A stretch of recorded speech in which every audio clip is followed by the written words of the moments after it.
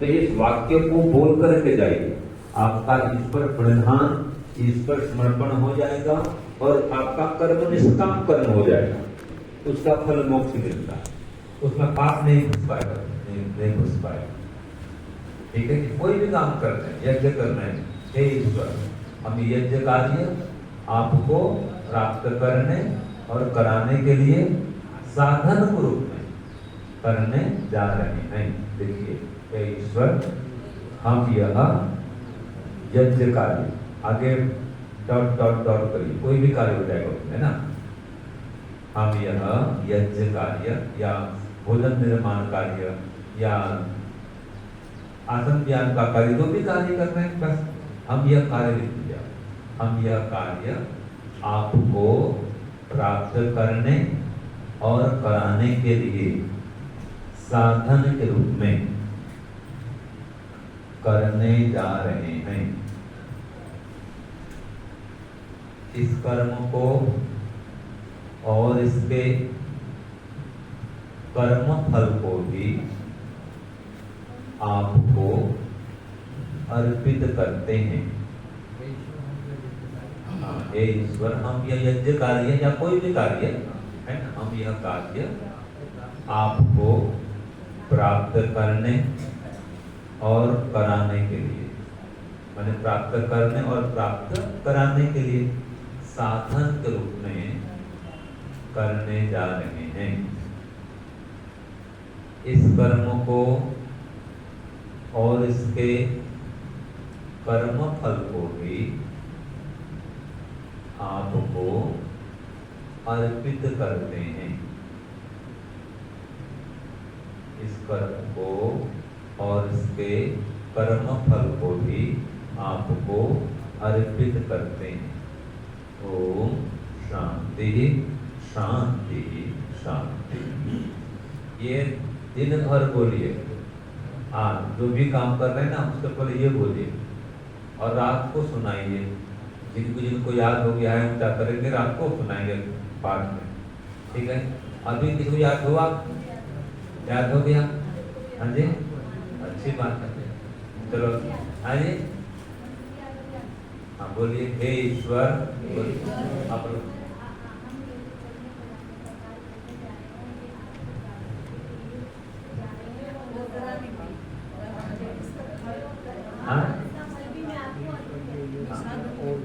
साधन कुर्मा, सब लोग एक बार बोलिए, हे ईश्वर हम यह कार्य आपको प्राप्त करने और कराने के लिए साधन के रूप में करने जा रहे हैं।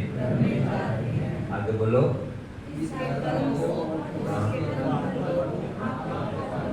शाबाश। तो ये 2-4 बार पढ़ेंगे याद हो जाएगा, कोई कठिन नहीं है ना। और ये समर्पण वाक्य है, ये ईश्वर प्रधान का वाक्य है। कोई भी काम करेंगे वो निष्काम कर्म हो जाएगा। इसका फल क्या मिलता है? मोक्ष मिलता है। ठीक है, बंधन में नहीं पड़ेंगे। जैसे कि आप माताएं बहनें पपीता काटते हैं, पपीता कटहल की सब्जी, कच्चा पपीता काटते हैं तो उसको काटने से उससे कोई बूंद दूध निकलता है, पपीता से निकलता है। तो जो माता जी पहले हाथ में तेल लगाती है और काटती है तो वो दूध उसके हाथ में बोलो नहीं चिपकता। और जो नई नई बेटी भी सीख रही है, 12 साल की, 13 साल की, 15 साल की, और तो माँ ने कहा बेटा ये काट ले, हाँ भी काटती हूँ। अब फटाफट लेके चाकू काटना शुरू कर दी, उसके हाथ में सब उसके दूध है, रस है, बूंद है, वो बताओ बस। फिर जब माँ कहती नहीं बेटा पहले हाथ में तेल लगाते हैं, फिर वो जो बूंद है चिपकता नहीं है। तो ऐसे हम आपको सिखा रहे हैं। ठीक है, कोई भी काम करो या प्रार्थना कर लो, समझो आप हाथ में तेल लगा दिए और कर्म करो। अब वो आपके हाथ में चिपकेगा नहीं, वो कर्म आपके हाथ से हो रहा है लेकिन हाथ में मतलब आपके अंदर वो कर्म चिपकेगा नहीं, ये फायदा। दूसरी बात, देखो पहले हम जो पाठ शुरू करेंगे उसके पूर्व कुछ जानकारी ले लूँ मैं, तो मैं अपने विषय को स्थापित कर पाऊंगा। मुझे पुस्तक दिए कार्य। हाँ, ये जीवन विकास शिविर है हमारा, ठीक है। तो आपके जीवन का विकास कैसे करके हो, इसके कुछ उपाय पर हम चर्चा करेंगे।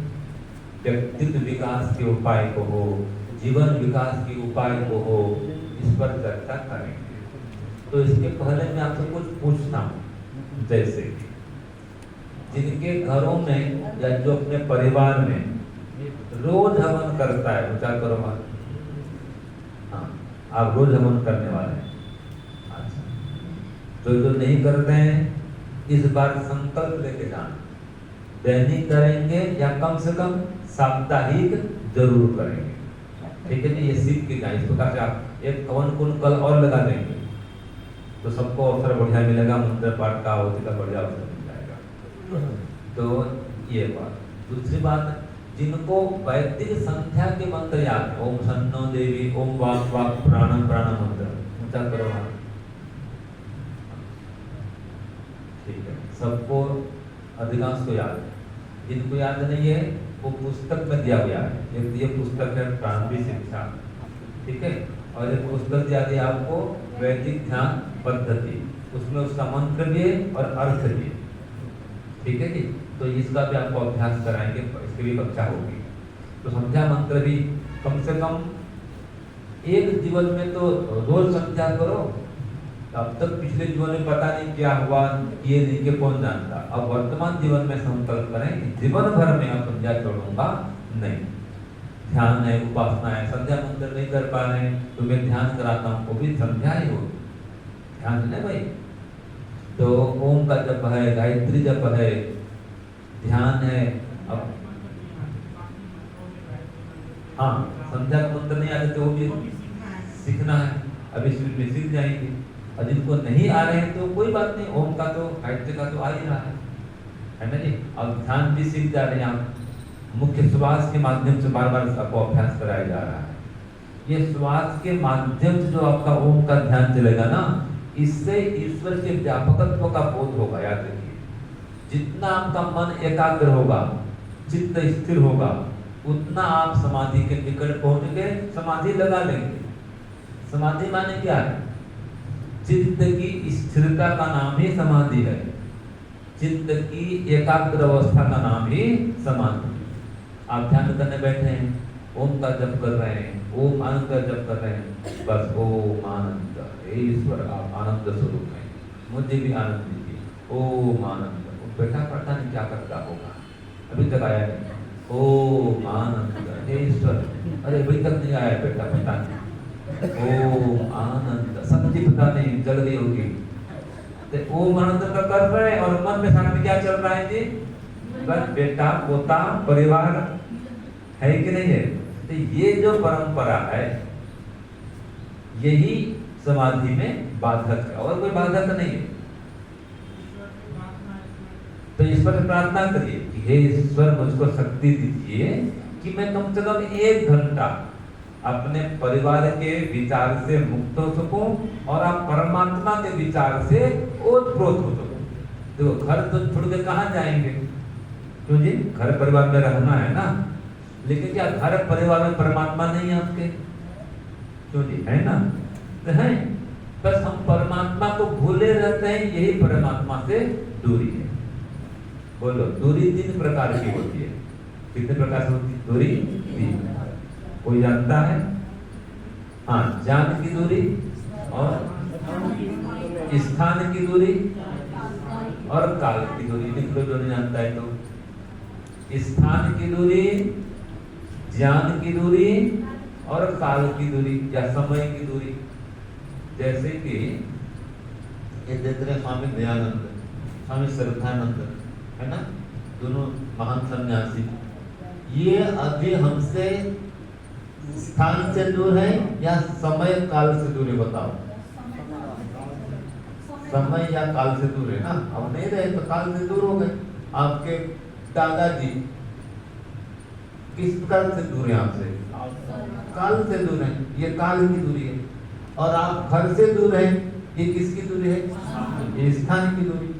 और आपके जेब में या पर्स में चाबी रख दिए हैं, ठीक है जी, और गए कमरे में, ताला तो लगा दिए थे, अभी चाबी कहाँ है? अब उसमें 2-3 जेब है जी, कभी यहाँ देखते कभी वहां देखते हैं, पता चला कि आपके अपने ही हो, आज होता है पॉकेट में वहां भर दिए। पहले जमाने में माताओं का पॉकेट नहीं होता था, पता होगा आपको।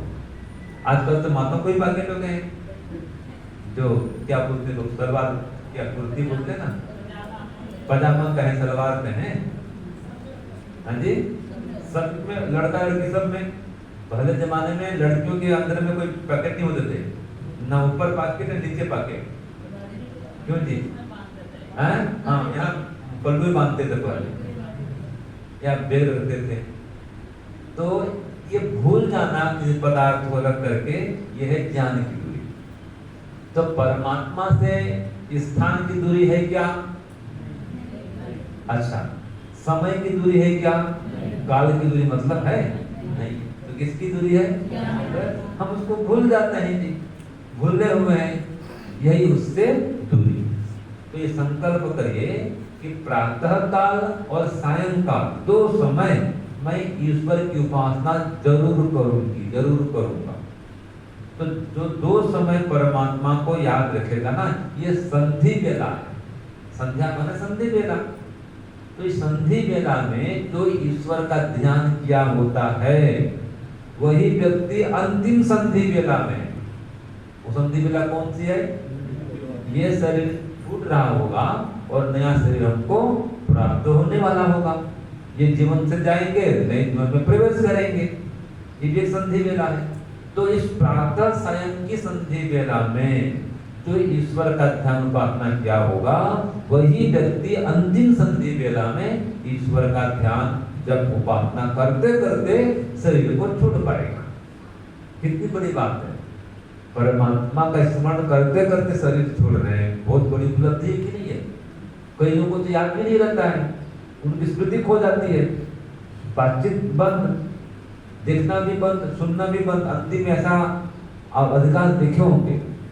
तो अगर ये स्थिति आ जाए कि अंतिम काल में भी आपका जप चल रहा है, ध्यान चल रहा है, सब कुछ स्मृति में है, ठीक है जी, वाणी से बोल भी पा रहे हैं, सुन भी पा रहे हैं, और जब करते करते बस भगवान अब मेरा समय बहुत हो गया, अब आयु बहुत होगी, ये शरीर पुराना हो गया, अब बहुत कष्ट हो रहा है, ये शरीर मुझे बदली करा दो, या शरीर मुझे नया दे दो। इस प्रकार प्रार्थना करते करते शरीर छोड़ो, और नहीं जिसकी और योग्यता है उसके मोक्ष की प्रार्थना करें कि मुझे भगवान अगला शरीर मत देना, मोक्ष में पहुंचा देना। अब इतनी तो योग्यता चाहिए भाई, तो जिसकी योग्यता है वो सीधा मोक्ष की बात करेगा, नहीं तो नया शरीर दो भगवान। और ऐसे प्रार्थना करते करते मान ध्यान में बैठा है या लेटा हुआ है, जब करते करते उसके श्वास रुक जाए तो कितनी अच्छी बात है। अस्पताल में आना नहीं पड़े, वो जितना पाइप लगाते हैं वहां वो सब नहीं लगाना पड़े, शांति से घर वालों को तकलीफ ना हो, और वैसे तो ध्यान रोज करते करते एक दिन ध्यान जब करते करते शरीर छूट जाएगा, है कि नहीं? ये रोज ये भावना बनाइए कि हाँ ये परमात्मा मुझको ऐसी स्थिति में, मैं तो यही चाहता हूँ ईश्वर से, हमारे कोई बेटे पोते तो है नहीं, कौन सेवा करे, और बेटा पोता हो तो भी क्या करे, जो अंदर का दुख है, आंतरिक दुख है, इसको तो दूर नहीं कर सकता, वो तो परमात्मा दूर करेगा। तो इसलिए चाहे गृहस्थी हो चाहे सन्यासी हो, वो हर दिन सुबह शाम ध्यान करे संधि बेला में, और अंतिम संधि बेला में परमात्मा का नाम स्मरण करते करते शरीर का त्याग करें। तो 2 काम बता दिया कि यहाँ से जानने के बाद भी आपको हवन जरूर करना है घर में, और संध्या उपासना अवश्य करें, ठीक है जी। तीसरी बात स्वाध्याय, तीसरा काम क्या करना है? स्वाध्याय। ये पुस्तक आपको दिया गया है गिफ्ट, है ना, कम से कम ये छोटी छोटी पुस्तक तो पढ़ के जाए कम से कम। ये शिविर की कापी इसमें कितने पेज है पता है? ये जो छोटी सी पुस्तिका है इसमें 32 पेज है बस, और एक पेज में 12 वाक्य हैं, आधा मिनट में एक पेज हो जाएगा आपका, है कि नहीं? 32 पेज को मुश्किल से 15 मिनट लगेगा पुस्तक पढ़ने में, अधिकतम 20 मिनट मान लो, वो तो एक सिटिंग में पूरा हो जाएगा। है कि नहीं है? और इसमें बहुत सारा ज्ञान देखना, पढ़ के देखना, आपके उपदेश में काम आएगा जी। और ऐसी ये पुस्तिका है, बहुत ज्ञान विज्ञान भंडार है ना। और आपको जो पढ़ाएंगे सत्य की खोज, वो जब पढ़ेंगे तो समझ में आएगा। तो कठिन पुस्तक है थोड़ा, एकदम को अपने आप पढ़ेंगे नहीं समझ पाएंगे उसको। तो पहले ये सरल सरल वाला पहले पढ़ना चाहिए। ऐसे क्रियात्मक योग आपको दिया गया है, जिसके पास है उसका स्वाध्याय करिए, है ना जी। तो 3 काम हो गया। इसको बोलते हैं स्वाध्याय करने को शुद्ध ज्ञान का अर्जन करना। क्या बोलते हैं? शुद्ध ज्ञान का अर्जन करना। ध्यान करना ये क्या है? शुद्ध उपासना, संध्या उपासना, ध्यान। और हवन करना क्या है? शुद्ध कर्म, है ना। दान देना कैसा है? शुद्ध कर्म। और स्वाध्याय करना भी शुद्ध कर्म है, परोपकार करना शुद्ध कर्म है, सेवा करना शुद्ध कर्म है। तो शुद्ध कर्म, सबसे पहले शुद्ध ज्ञान स्वाध्याय से मिलेगा, दूसरा शुद्ध कर्म और फिर शुद्ध उपासना। इन तीनों के शुद्ध होने पर, अर्थात ज्ञान, कर्म और उपासना तीनों के शुद्ध होने पर व्यक्ति का जीवन सफल होता है। यही वास्तव में जीवन का विकास है, ये समझ लो। धनवान बन जाने से, बहुत धन कमा लेने से, बहुत शरीर को बलवान कर लेने से, पहलवान बन जाने से, रूपवान हो जाने से कोई अपने जीवन को इतने मात्र से सफल नहीं कर सकता। इतना कर लेना ही ये जीवन का विकास नहीं है। जीवन का विकास क्या है? आपके अंदर सद्गुणों का विकास होना है कि नहीं है? आपके अंदर सुसंस्कारों का विकास होना और कुसंस्कारों का विनाश होना। दोनों बातें आ गई। कुसंस्कारों का विनाश होना और सुसंस्कारों का विकास होना, ये जीवन का विकास है। तो इसके लिए सबसे पहले ने 3 काम कहा। रोज सुबह शाम संध्या उपासना ध्यान करें, रोज हवन करें और रोज स्वाध्याय करें। तो शुद्ध ज्ञान, शुद्ध कर्म, शुद्ध उपासना के माध्यम से आपके जीवन का विकास होगा। अब देखो, अगर ये पुस्तक है तो अंतिम में निकालिए। ये है तो बच्चों को ऐसे आगे बढ़ाएंगे, ऐसा दिया है। लेकिन हम सब बच्चे ही हैं परमात्मा के सामने, है कि नहीं है? तो हम सब बच्चे परमात्मा की ओर कैसे आगे बढ़े, जीवन का विकास कैसे करें? तो सबसे पहले कहा समय का सदुपयोग करते हुए।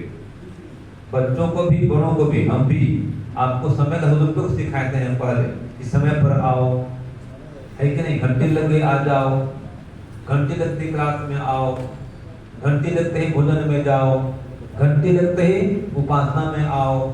और घर में तो घंटी बजेगी नहीं तो घड़ी देते हुए काम करो।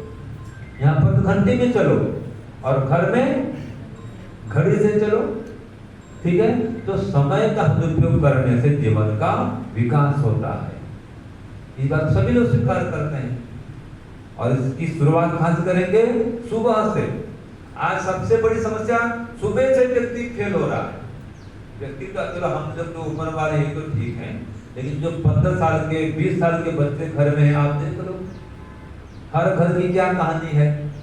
20 साल, 22 साल, 25 साल के जो बच्चे हैं जिनका विवाह नहीं हुआ है, वो कितने बजे सोते हैं और कितने बजे उठते हैं, है कि नहीं? घर घर की कहानी, हर नगर की कहानी, हर गांव की कहानी। गांव में भी ऐसा हो रहा है आजकल। हाँ, जो माता पिता ज्यादा सजग सावधान है वो तो जल्दी बच्चों को सुला देंगे, वही गांव में। नगर में तो बात नहीं सुनते। और कई तो माताएं, बहनें और पिताजी आदि समर्थन करते हैं, स्वामी जी बहुत काम करती है, बेटी बहुत पढ़ती है। सुने तो सुने तो हम कहते बुलाओ ना हवन में। नहीं स्वामी जी बहुत विलम्ब से सोइए। भाई विलम्ब से क्यों सोएगी? जल्दी क्यों नहीं सोती हो? तो इसमें आपकी भी एक कमजोरी है कि आप उसको समझा नहीं पा रहे हैं, ठीक है? और बाद में फिर उसको तकलीफ। तो सुबह नहीं जल्दी उठने से कई प्रकार के रोग आ जाते हैं। ना हवन कर पाएगी, ना ध्यान कर पाएगी, फटाफट नहाएगी धोएगी, चलो ऑफिस, चलो स्कूल, हो गया काम। बताओ जीवन का विकास हो रहा है कि विनाश हो रहा है? कई लोग बोलते हैं हमें ये समय नहीं आती किसी के लिए, और काम लगा है। अरे भाई अभी समय नहीं है आपके पास में परमात्मा के लिए ना, एक समय ऐसा आएगा परमात्मा आपसे समय छीन लेगा, बस फिर समय देगा ही नहीं। कुत्ता बना देगा, बिल्ली बना देगा, बंदर बना देगा, जाओ दिन भर घूमते, समय समय पे दिन भर समय समय है, लेकिन नाम नहीं ले पाएंगे, हवन नहीं कर पाएंगे। ये देखो चींटियां, ये दिन भर घूमती रहती है, घूमती फिर क्यों घूम रही है, कहाँ घूम रही है, कोई लक्ष्य उनका है? मैं तो उनको देखता हूँ चींटियों को, इनसे शिक्षा लो। फिर दिन भर यहाँ से वहां से वहां घूम रही है कि देखो बंदर यहाँ से वहां उछल कूद कर रहे हैं बस, और क्या कर रहे हैं यहाँ से वहां जो मिला खा लिए, पत्ते खा लिए, फल खा लिए, बस खाते रहो, सोते रहो, बस वही बच्चे को बढ़ा करते रहो, यही जीवन उनका है। और कोई आदमी डर के भाग जाओ, और क्या करेंगे वो लोग? तो आज के जो मनुष्य लोग इतना ही काम कर रहे हैं, कमा रहे हैं, खा रहे हैं, सो रहे हैं, पी रहे हैं, ये बंदर वाला काम तो है, चींटी वाला काम तो है। चींटी भी दाने के लिए दौड़ती रहती है, आदमी दौड़ रहा है, क्यों दौड़ रहा है? दाने के लिए दौड़ रहा है, खाने के लिए दौड़ रहा है कि नहीं है? ये भौतिक सुख पाने के लिए दौड़ रहा है, ये कोई जीवन का विकास नहीं है। तो समय का सदुपयोग करें अगर वास्तव में जीवन का विकास चाहते हैं। मैं तो कहता हूँ चलते फिरते हर काम करते ईश्वर से जुड़े रहें। जितना आप ईश्वर से जुड़े रहेंगे समझो आपका जीवन का विकास हो रहा है, ये आध्यात्मिक विकास है। ठीक है जी? तो पहला काम समय का सदुपयोग करें और सुबह जल्दी उठें, और जल्दी तभी उठ पाएंगे जब रात को जल्दी सोएंगे। 10 बजे लाइट बंद, हमारे गुरु जी कई बार सुनाते हैं, आप भी सुने होंगे, तो घर में वही था, 10 बजे पहले सब सो जाओ, बस लाइट बंद, छोटे भी बड़े भी। बड़े अभी आजकल जल्दी सोते नहीं, तो बच्चे के आसपास सोएंगे। 11 बजे 12 बजे सोने का समय हो रहा है कि नहीं जी? तो ये समय सदुपयोग पहला सिखाएं।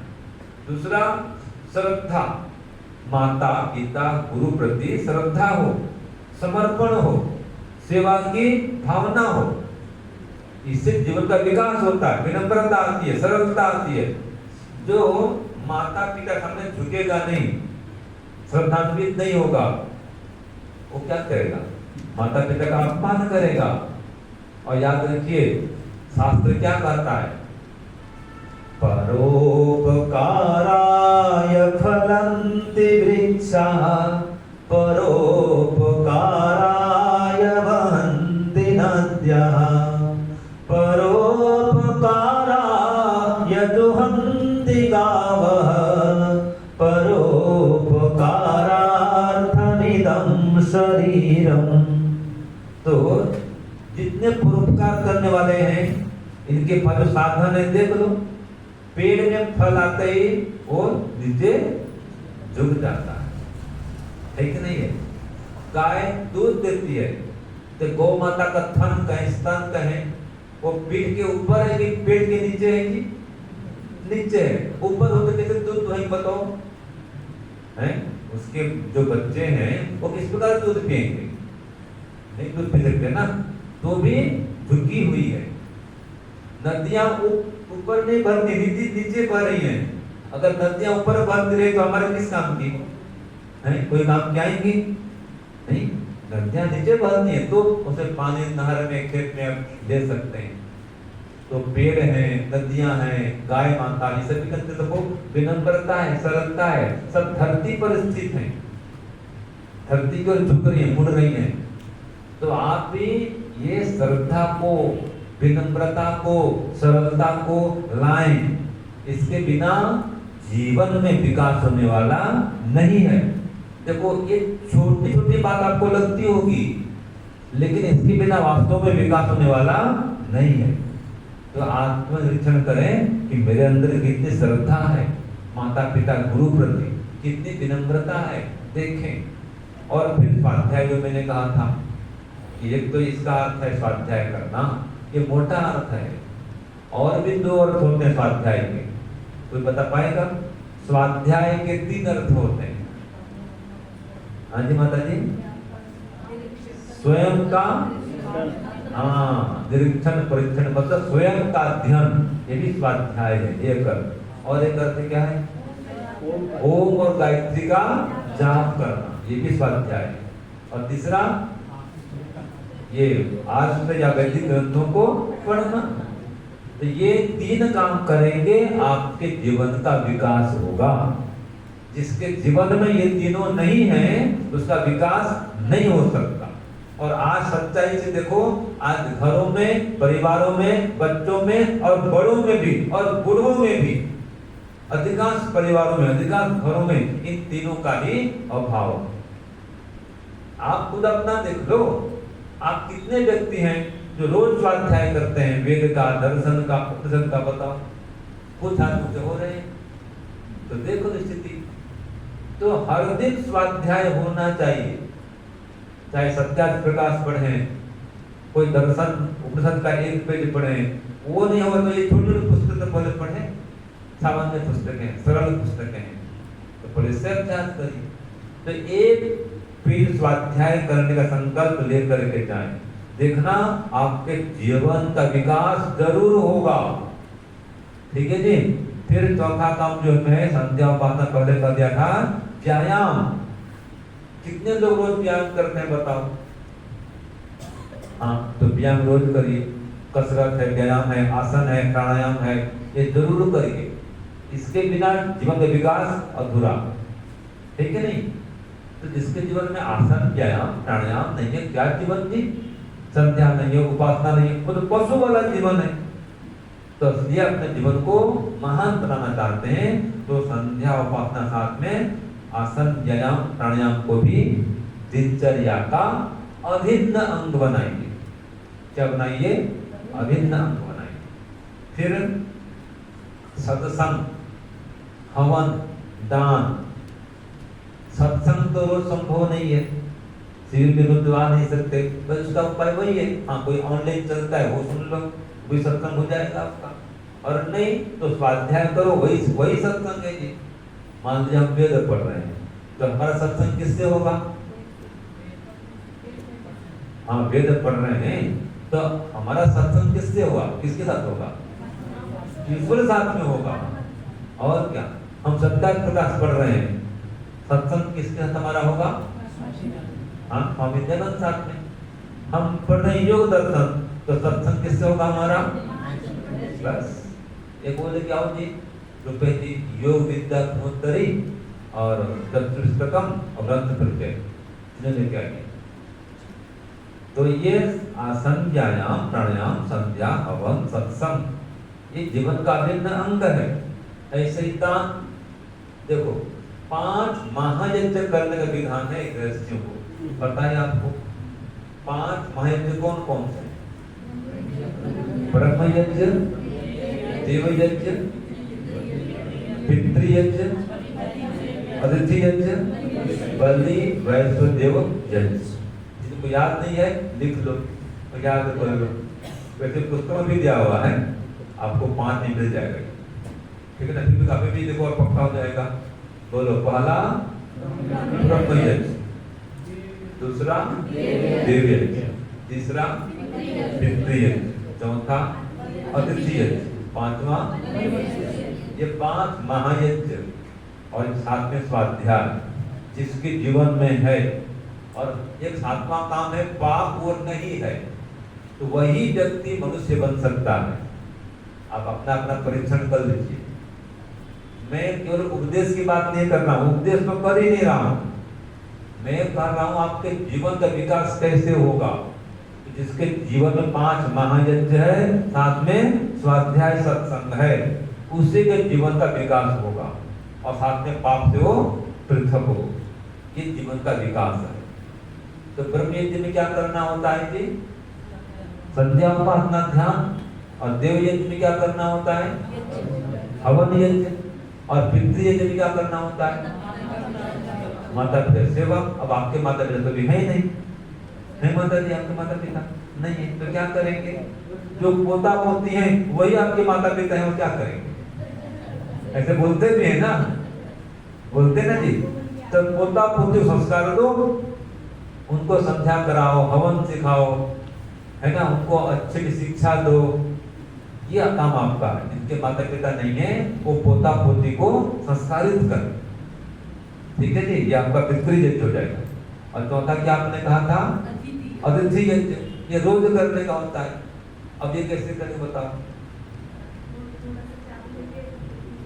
हाँ, ये मैंने वहां कहा था, है ना, दिल्ली में उपदेश किया था कि देखो रोज तो विद्वान का घर नहीं आ सकते, अब हम क्या रोज कहाँ जाएंगे? लेकिन आप ये तो कर सकते हैं कि किसी विद्वान के नाम से, गुरुकुल के नाम से, सन्यासियों के नाम से, आचार्यों के नाम से एक मुट्ठी चावल या एक मुट्ठी आटा अथवा एक मुट्ठी गेहूं, इतना नहीं, पैसे की बात नहीं कर रहा हूँ, इतना निकाल करके, इतना अंजलि में निकाल दो कि एक मुट्ठी चावल एक थैले में या कोई बर्तन में किसी भी स्थान में रखते जाओ। फिर एकदम 1 मास हो जाएगा या 2 मास हो जाएगा, फिर किसी विद्वान को अर्पित कर दो। उसके पास में जाओ या उसको बुलाओ, 2 मास में एक बार बुला लो कि लो स्वामी जी, आचार्य जी, पंडित जी, ये आपका भोजन महीने भर का, 2 मास भर का दे दो। तो अपना अन्न लेकर चला जाएगा और आपका रोज का भाव अलग आएगा। उसमें आप महीने में 200 रुपए दे दो, उसका अलग प्रभाव है। गुरुकुल में भी दे सकते हैं क्या? हाँ, गुरुकुल में कौन आते तो खाएंगे, कौन खाएंगे? और विद्यार्थी होते हैं। हाँ, लेकिन अन्न के नाम से जैसे ज्यादा लाभ होता है कि मैं अन्न खिला रहा हूँ। हमारी माता जी बैठी हैं, सुषमा मुनि माता जी, उन्होंने वचन दिया है कि स्वामी जी, आपके गुरुकुल में जितना चावल लगेगा ना, हर मास का चावल मैं दूंगी। ये दान है, ये बहुत बड़ा दान है कि नहीं? तो इस प्रकार से अतिथि का स्वागत हो गया। अब घर पे हम तो हर दिन जा नहीं सकते, लेकिन हर दिन उनका अन्न खाएंगे हम। और याद रखिए, साधु महात्मा को, संत महात्मा को अन्नदान करना बहुत बड़ा दान है। और दान तो जब होगा तब होगा जब आप खिलाओगे, उसमें कैसी खुशी होती देखो ना भाई, होती नहीं होती है?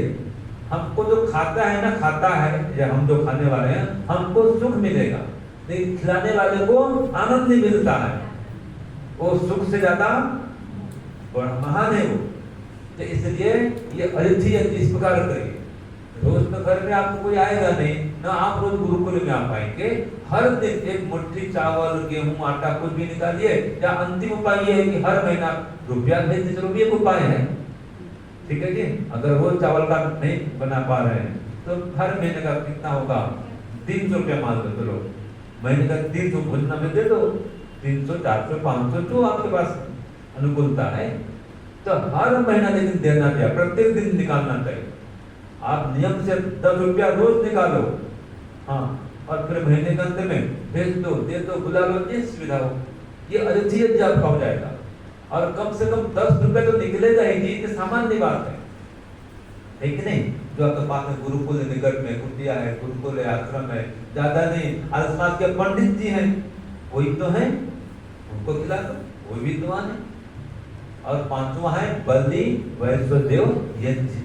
तो प्रथम रोटी गौ माता के लिए अलग कर दो, अंतिम रोटी कुत्ता बिल्ली के लिए और भी किसी के लिए, पक्षियों के लिए दाना निकाल दो, हाँ, कुत्ता बिल्ली चींटी इसके लिए। ये आपका 5 महीने रोज होना चाहिए, रोज होना चाहिए। तो ये संकल्प करके जाएं। ये तो आप जानते होंगे, लेकिन जीवन में अगर नहीं है तो ये संकल्प लेके जाएं कि अब से मैं प्रत्येक दिन पंचमहायज्ञ करूंगा। ये जीवन का विकास है, ठीक है। और साथ में एक पेज स्वाध्याय करूंगा, वो तो मैं आज ही करा दूंगा, मेरी विवेक में लेके आया है। मेरा संकल्प है, साल भर में पूरा करना है। करीब 500 पेज है, ठीक है जी। तो अभी मेरा संकल्प चलता है, रोज 2 पेज पढ़ता हूँ, बाहर जाता हूँ, छूट जाता है। तो मैं भी अभी इसके बाद स्वाध्याय की क्लास है, तो स्वाध्याय करेंगे, मैं भी करूँगा, आप भी करना। तो 1 पेज रोज स्वाध्याय कम से कम होना चाहिए। 1 पेज नहीं कर पा रहे हैं, एक मंत्र कर लो, एक सूत्र कर लो। ये वो दर्शन का दर्शन है, उपनिषद है, वेद है, ये 3 तो मुख्य है। और सत्यार्थ प्रकाश, वो सबका सार मिल जाएगा उसमें। और जिस पास और सब समय है, एक पे सत्यार्थ प्रकाश पढ़े, एक वेद मंत्र भी पढ़े, एक सूत्र भी पढ़े, कितना आपको आनंद आएगा देखना। रात को सोएंगे, हाँ आज सूत्र ही पढ़ा मैंने, मंत्र ही पढ़ा है और सत्या प्रकाश भी एक पढ़ा है। देखो कैसी संतुष्टि बोलती है, कैसी खुशी होती है, करके देखना। ठीक है, ऐसे ही स्वाध्याय का एक अर्थ होता है, मैंने कहा जप करना गायत्री मंत्र का, जो आप हर दिन 1000 बार जप कर लेते हैं, देखो फिर सोने में कैसा आनंद आता है। ठीक है, संकल्प करो, 1000 नहीं तो 100 बार तो करो।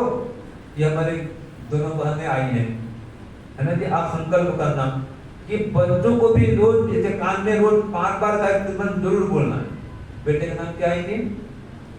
हाँ जी, मनकित है ना, मनकित ना, हाँ अंकित शब्द है मनकित। हाँ तो ये रोज कम से कम 5 बार गायत्री मंत्र सुबह शाम को सुनाओ और खुद भी करो। देखो आपको लगेगा कि मैं अपने बच्चों के लिए कुछ कर रही हूँ। देखो मुख्य तो जीवन विकास करने वाली माँ ही होती है वैसे। ठीक है जी, अभी आपका काम है बच्चों का निर्माण करना, वो विषय बाद में हम लेंगे, अभी हम सबके लिए विषय दे रहे हैं। तो 5 महायज्ञ और 1 पेट स्वाध्याय। तो स्वाध्याय में पुस्तक भी पढ़ना और स्वाध्याय में ओम और गायत्री का जप भी करना। तो 6 काम चलेगा आपका, और 7वां काम पाप, वो नहीं करना। पाप नहीं होगा और ये 6 काम होगा, ये पुण्य बढ़ेगा। अगर ये जीवन भर चल गया तो मृत्यु पे कोई भय है ही नहीं, क्योंकि मृत्यु नाम की कोई वस्तु है ही नहीं। तो क्या है, वो कपड़ा ही बदलना है। मृत्यु क्या है नहीं, जैसे वस्त्र फट जाता है, जीर्ण शीर्ण हो गया, बदलते हैं, वैसे शरीर तो बदलना है और क्या करना है। लेकिन किसको कष्ट नहीं होगा, किसको भय नहीं होगा? जिसको पता है कि ये शरीर छोड़ते ही नया शरीर बढ़िया मिलेगा, और जिसको ये पता है ये शरीर छोड़ते ही मानव शरीर नहीं मिलेगा, वो डरता है। और कौन होता है? जो पापी होता है। जिसके जीवन में ज्यादा पाप है वही तो डरेगा, और कौन डरेगा? याद रखिए, पाप करने से डर लगता है, सीधी बात है। जिसको करने में छुपना पड़ता है, एकांत में करना पड़ता है, समझो वो पाप हो रहा है। हाँ, कोई काम ऐसे होते हैं ध्यान करो, वो भी एकांत वाला काम है, उसकी बात नहीं कर रहा। ध्यान कर रहे हैं, जप कर रहे हैं, और कई काम ऐसे होते हैं वो भी एकांत में करने होते हैं, लेकिन उसमें पाप नहीं। और कुछ काम ऐसे होते हैं जो शास्त्र के विरुद्ध हैं और वो एकांत में करना पड़ता है, वो काम पाप होता है। और ये पाप सबको पता है, ये बोलने का पता नहीं है। हर व्यक्ति को अंदर से पता है कि क्या पाप है और क्या पुण्य है। तो जहां ना भी आपको लग जाए कि हाँ ये पाप हो रहा है, उसको छोड़ो। और देखना, जब भी व्यक्ति पाप करता है ना जी, उस समय तो परमात्मा को भूल जाता है, याद रखना। अगर परमात्मा को नहीं भूलेगा ना, पाप होगा ही नहीं। जैसे पाप करना शुरू करता है, समझता है कौन देख रहा है, लोगों से छूटा हो गया, उसमें तो परमात्मा तो गायब हो जाता है मन से, तभी पाप होता है। लोगों से डरता है व्यक्ति, लोगों से भयभीत है, कोई नहीं रहना, पता लगा हाँ कोई नहीं दिख रहा है, गलत काम कर, ये नहीं सोचते परमात्मा देख रहा है। अगर वो अनुभव में आ जाए, वो देख रहा है, तो कहाँ पाप करेंगे? वो सामने तो है, अपने माता पिता सामने कोई पाप करेगा? मैं यहाँ बैठा हूँ, गुरु जी बैठा हूँ, हमारे गुरु जी स्वामी जी बैठे हैं, हमने कोई पाप करेगा? नहीं करेगा। तो ईश्वर भी तो माता पिता गुरु है, लेकिन खाली बोलने का गुरु है बस, ज्यादा कोई माता पिता नहीं है, वो याद रखिए। हाँ, अभी ईश्वर माता पिता बना नहीं है, गुरु बना नहीं है। अगर जब वो माता पिता गुरु आपका बन जाएगा, आपका पाप छूट जाएगा, लेकिन फिर पाप होगा नहीं। वो सब जगह है, माता रूप में, पिता रूप में, गुरु रूप में। तो कोई अपने माता पिता गुरु के समक्ष पाप करेगा? नहीं करेगा। तो ये 5 महायज्ञ करो, रोज स्वाध्याय करो और पाप से पृथक रहो। ये वास्तव में जीवन का विकास है, जीवन का उत्कर्ष है, ठीक है ना। और जो ये स्वाध्याय नहीं कर पा रहा है, पुस्तक नहीं पढ़ पा रहा है, वो फिर क्या स्वाध्याय करेगा? वो ओम और गायत्री का जप करेगा। अच्छा, आप में से कोई ऐसा है जो हर दिन सुबह शाम 100 बार जप करता है गायत्री का? होता करवा 100 बार वाले, हाँ कम से कम 100 बार कर रहा हूँ मैं। एक टाइम करते हैं, बाकी 2 टाइम करते हैं। हाँ चलते छुट्टे, हाँ तो सुबह भी 100 बार कम से कम, शाम को भी 100 बार कम से कम, और अर्ध सहित हो जी। ज्यादा कुछ अर्थ नहीं आता तो आपको एक उपाय और बता दूं कि हे परमात्मा, मैं गायत्री मंत्र से आपकी उपासना कर रही हूँ या कर रहा हूँ, आप मेरी बुद्धि को सन्मार्ग में ले चलो, या मेरी बुद्धि को आपकी ओर ले चलो। बताओ इससे सरल क्या होगा जी कि हे परमात्मा, मैं गायत्री मंत्र से आपकी उपासना कर रहा हूँ, आप मेरी बुद्धि को आपके ओर ले चलो, ये भी बात ठीक है, या मेरी बुद्धि को सन्मार्ग में ले चलो तो भी ठीक है। तो इतना तो कर लेंगे, पर जब करते रहो, ये भाव बना के जब करते रहो, आपका जब सफल हो जाएगा। और अगर 1000 बार कर लेते हैं तब तो सोने पे सुहागा। 1000 तो मैं इससे बोलता हूँ, मेरा संकल्प है रोज 1000 करने का। आप तो करते हैं? 1000 वाले कौन है बताओ, जो 1000 बार जब करता है गायत्री का रोज? एक माता जी करती है।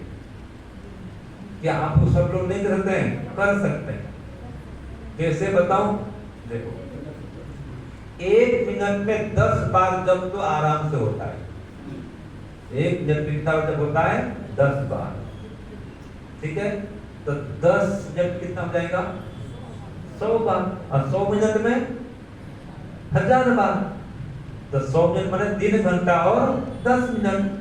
तो सुबह उठते क्या कर रहे हैं आप? जब करते रहो 7 बजे तक, 4 बजे 5 बजे उठो और जब करते करते सब काम करो, बस कोई मना नहीं, ठीक है? झाड़ू लगा रहे हैं, पोछा लगा रहे हैं, बर्तन धो रहे हैं, टीवी भी देख रहे हैं मान लो, तो चुपचाप तो बैठे हैं, मन क्या करता है उस समय?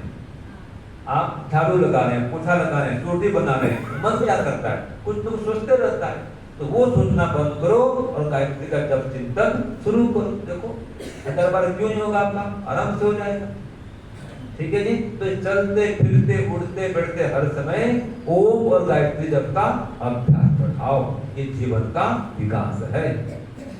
तो कहा है स्वाध्याय इष्ट देवता संप्रयोग। स्वाध्याय करने से इष्ट देवता परमात्मा से संबंध जुड़ता है। तो स्वाध्याय यह अध्ययन से भी होता है, और स्वाध्याय ओम और गायत्री के जप से भी होता है, और स्वाध्याय अपने स्वयं के अध्ययन से भी होता है।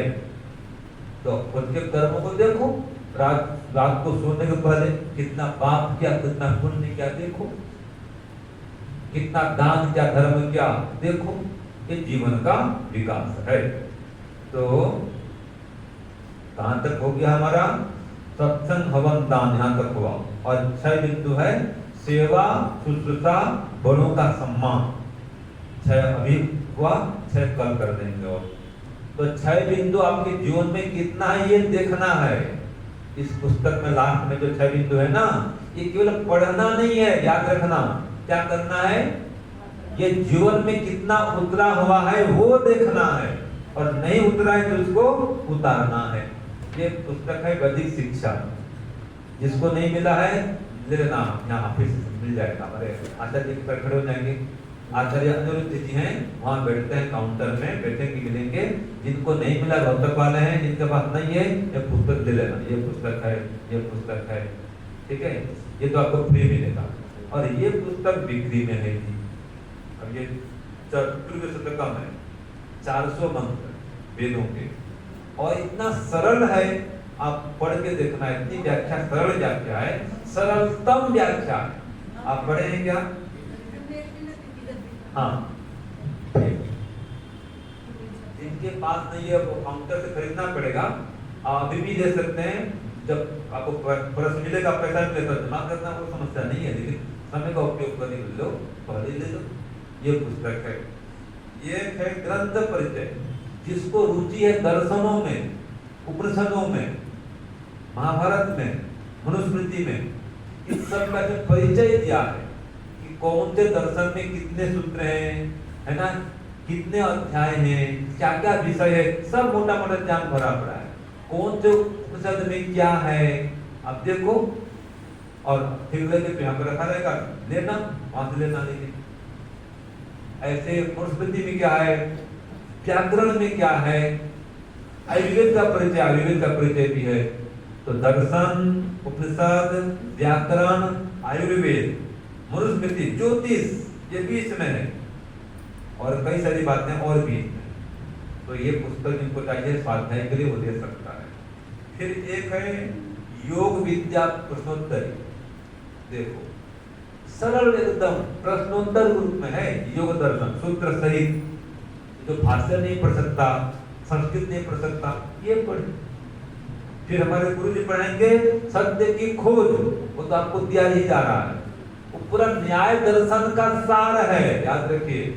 हम तो पढ़ा चुके एक बार विद्यार्थियों को, और गुरु जी भी यहाँ पर पढ़ाएंगे, तो एक बार सत्य की खोज पढ़ लेंगे ना जी, बुद्धि बदल जाएगा, फिर कोई आपको ठग नहीं पाएगा, कोई पाखंडी का चाल आसपास नहीं चलेगा। और खुद का भी जीवन, ये कहीं हम बोल देते हैं गलती, जानते भी गलती बोल रहे हैं, तो खुद भी छल से कपट से सबसे मुक्त हो जाए। 3 प्रकार का छल वहां बता दिया गया है, 5 प्रकार का हेत्वाभास, जब पढ़ेंगे जानेंगे। जातियां कैसी होती हैं, निग्रह स्थान कैसे होते हैं, सब उसमें दिया गया है। कहाँ कहाँ गलती करते हैं, भूल करते हैं, सब खुद का तो पहले पकड़ेंगे, और सामने वाला कहाँ चालाकी कर रहा है वो पकड़ पाएंगे। उस पुस्तक नाम है सत्य की खोज, वो आपको दिया गया। फिर ये जो पुस्तक मिला है क्रियात्मक योग, वो पूरे योग शिविर का सार है। उसमें वेद पाठ भी मिलेगा आपको, वेद मंत्र व्याख्या मिलेगी, सब आप देख लेना एक बार।